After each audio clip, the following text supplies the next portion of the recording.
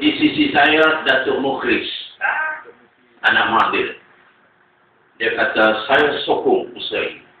Komandan sebelah sini, YB Zuraida Kamarudin daripada PKR. Kemudian di sebelahnya ialah YB Nasir daripada PAS. Mengatakan kita sokong. Baik. Saya kata kita nak cuba bawa 300 orang. Malaysia ambil inisiatif. Kita akan berdapat. Kita terbang dari Kuala Lumpur ke Kairah dan kita masuk dari Kairah dengan jalan kita pergi ke Arafah.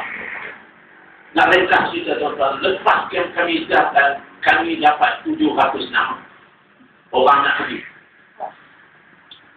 Saya kata ni macam mana nak buat ni 700 orang. Saya letak syarat. Syarat pertama, hendaklah bayar sendiri semua kos. Daripada 700, tinggal 300. Pakai ustaz. Bayar sendiri tak? Oh, dia ingat kata ini pergi orang tanggung semua. Kamu tak apalah. Yang satu lagi ni putera Malaysia ni ditanggung semua. Saya pun tak mau pergi. Saya kata ini tanggung semua. Kamu kena cari duit semua. 700 tinggal 300. Syarat yang kedua. Saya kata mesti sehat. Jangan ada ahli persatuan gaut nak ikut sama. Atau ahli persatuan kencing tak kawal nak ikut. Saya kata no. Screen lagi. Dah tinggal 120. Orang Malaysia punya itu. Lepas yang terakhir, saya kira yang saya beritahu ialah pergi tak tentu boleh balik. Tuan-tuan gugur tinggal 50.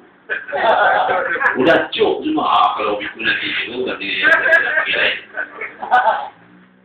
Saya pun ajakkan kawan, mari kita bawa 45 orang. Kerana bas di sana, kalau kita sewa senang, satu bas. Tuan-tuan, kami pun berangkat. Semua persiapan cuba dibuat. Saya tulis surat. Tulis surat pada Ban Ki-moon. Dengan harapan biar United Nations ini tolong juga. Walaupun saya kata tak ada harapan nak boleh dapat pertolongan daripada PBB. Kerana daripada Kofi Annan. Kopi campur roti ban. Apa pun tak tahu. Kita tahu. Tapi saya kata tulis surat. Yang kedua, tulis surat pada OIC. Ketiga, kita tulis surat kepada Sekretariat ASEAN. Keempat, kita tulis surat kepada Persatuan Liga Arab. Kelima, kita tulis surat kepada Presiden Mesir. Iaitu Hosni Mubarak. Kemudian kita tulis surat kepada bininya, Osmah Mubarak.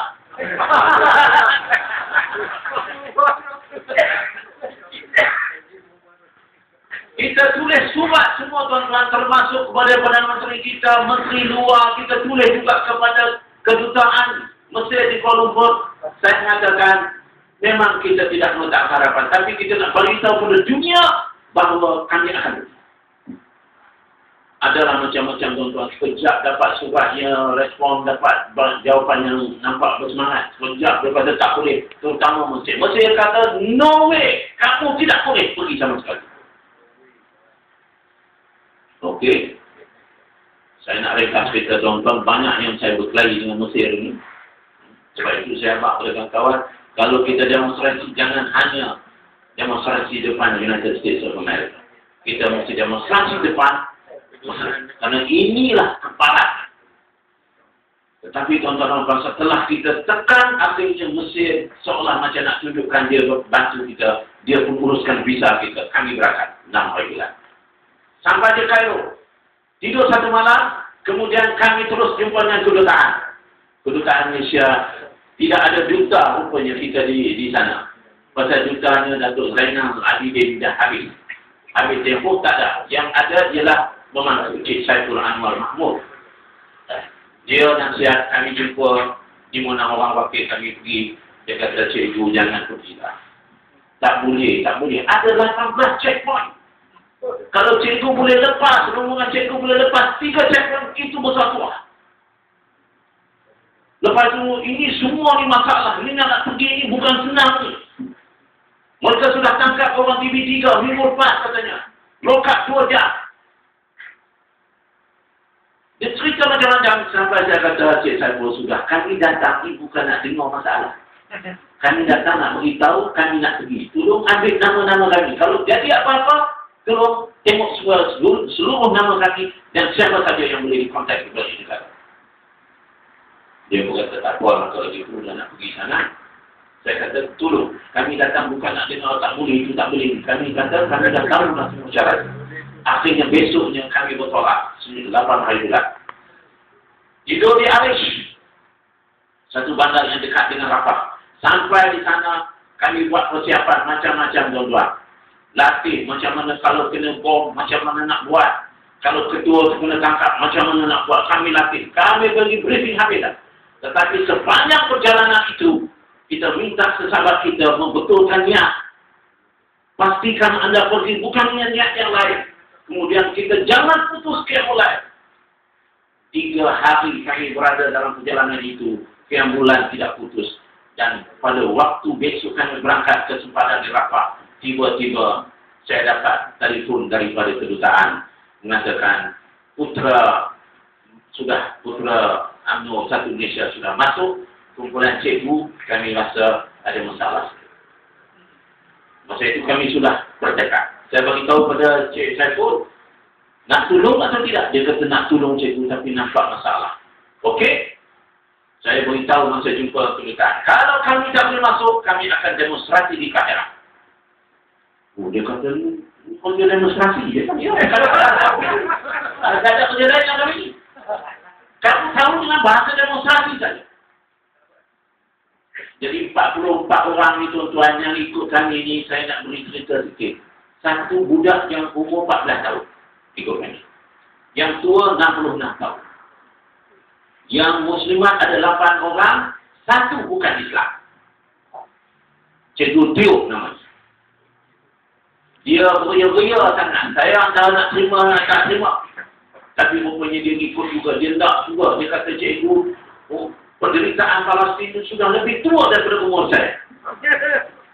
Jadi saya kata, ini satu contoh. Kita bawa 44 orang itu tuan-tuan. Pada besok malam, terakhir kami nak berangkat itu, kami sudah nekat. Kedutaan nak datang atau tidak, pokoknya besok kita solat. Malam kedua kami di Arish. Kami solat hajat. Kami bermunajat. Kami memohon. Dan saya pribadi mengatakan kepada Allah, ya Allah, tunjukkan apa lagi yang kami perlu lakukan. Tunjukkanlah, ya Allah. Kami mau pergi untuk menziarah Engkau, ya Allah. Menziarah orang yang sakit itu bersama dengan menziarah Allah. Kami tidak ada niat yang lain. Tunjuklah apa lagi yang perlu. Sehingga saya beritahu kepada kawan-kawan, saya bermimpi. Ada sampai di sempadan Rafah, ada lembaga putih seberang masuk ke Gaza. Kemudian kami tak dapat nak masuk.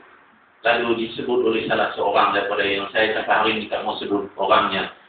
Kerana dia kata orang Malaysia belum cukup layak untuk pijak di bumi Palestin. Saya resah tentang. Pokoknya besok setelah kami memunajat, habis semua ini diingatkan, berpeluk-peluklah kami, tak boleh masuk, entah kalau masuk jadi apa-apa. Akhirnya kita bergerak sampailah ke Rafah menunggu kedutaan bersama dengan kami. Kemudian kami berdebat. Pagar nampak, sempadan clear. Sekarang kita nampak macam mana? Kata kedutaan, kita kena tunggu cikgu. Apa pun berlaku, kita kena tunggu.